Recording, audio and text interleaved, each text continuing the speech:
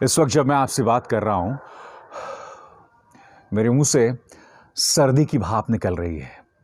इससे अंदाजा लगाया जा सकता है कि माहौल कितना सर्द हो गया है। एनडीटीवी की इस खबर के मुताबिक उत्तर भारत में, खासकर दिल्ली में शीत लहर का प्रकोप है और आने वाले दिनों में हालात और भी बदतर होने वाले हैं। और कल्पना कीजिए दोस्तों, इन्हीं हालात में सिंघू बॉर्डर पर हमारे किसान जो हैं वो धरना दे रहे हैं। दिल्ली की सीमा पर हमारे किसान भाई बंधु इसी सर्दी में धरना दे रहे हैं।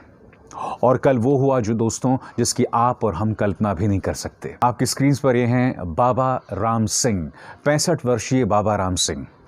वो अपने साथ किसानों के लिए कुछ रजाइयां लेकर जाते हैं और उसके बाद खुद को गोली मार देते हैं। काश बाबा राम सिंह ये कदम ना उठा के किसानों के साथ खड़े रहते, उनके कदम से कदम मिलाते और इस जंग को उसके अंजाम तक पहुंचाते, इस संघर्ष को इसके अंजाम तक पहुंचाते, बजाय कि ये कदम उठाने का।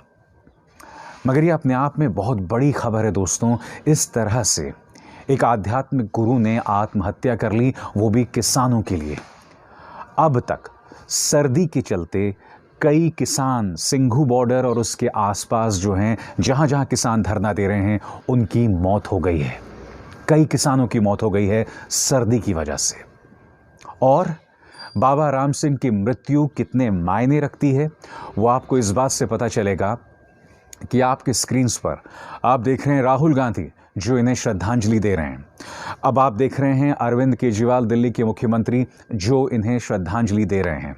इसके अलावा अकाली दल के नेता सुखबीर बादल इन्हें श्रद्धांजलि दे रहे हैं।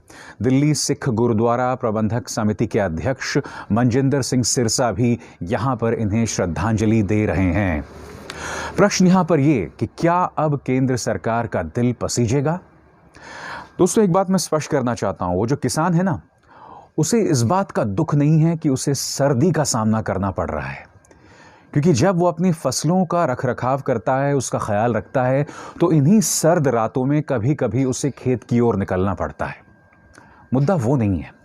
मुद्दा ये है, उसे दुख इस बात का है कि केंद्र सरकार के जिम्मेदार मंत्री उसका नाम टुकड़े टुकड़े गैंग से जोड़ के देख रहे हैं, उसे अर्बन नक्सली बता रहे हैं, उसे बदनाम कर रहे हैं, अनाप शनाप किस्म का प्रोपेगेंडा चला रहे हैं। और ऊपर से अब बाबा राम सिंह की मृत्यु, उनकी आत्महत्या काफ़ी मायने रखती है। मेरी अपील तमाम किसान भाइयों से, मैं जानता हूं कि ये संघर्ष बहुत मुश्किल है, मैं जानता हूं कि आपको उन शब्दों का सामना करना पड़ रहा है जिसका सामना आपने ज़िंदगी भर नहीं किया था। आपको देशद्रोही बताया जा रहा है, खालिस्तानी बताया जा रहा है। मगर मेरी आप सबसे अपील कि संयम बनाए रखें। मैं जानता हूं कि बाबा राम सिंह के बाद कई लोग क्षुब्ध हैं, मगर ये मौका है हम इस बात का परिचय दें, इस बात का प्रमाण दें कि हमारा आंदोलन सत्याग्रह है, हमारा आंदोलन अहिंसात्मक है। और एक और बात मैं आपको बताना चाहता हूं कि आप जानते हैं कि बाबा राम सिंह की आत्महत्या के मामले को तमाम मुख्य धारा के न्यूज़ चैनल्स ने दबा दिया है। कोई इसकी चर्चा नहीं कर रहा है। ये बात आपको अटपटी नहीं लगती दोस्तों? क्योंकि किसान आंदोलन में छोटी सी छोटी बात जो भारतीय जनता पार्टी के पक्ष में सामने उभर कर आती है, या जिसमें किसानों द्वारा कोई गैर जिम्मेदाराना बयान देते हुए कोई नज़र आता है, उसे मीडिया किस तरह से उछालता है। मगर बाबा राम सिंह की आत्महत्या, किसानों के बीच जाकर उन्होंने खुद को गोली मार दी, इस पूरे घटनाक्रम को तमाम मुख्य धारा के न्यूज़ चैनल्स ने दबा दिया। ये चीज़ आपको अटपटी नहीं लगती है?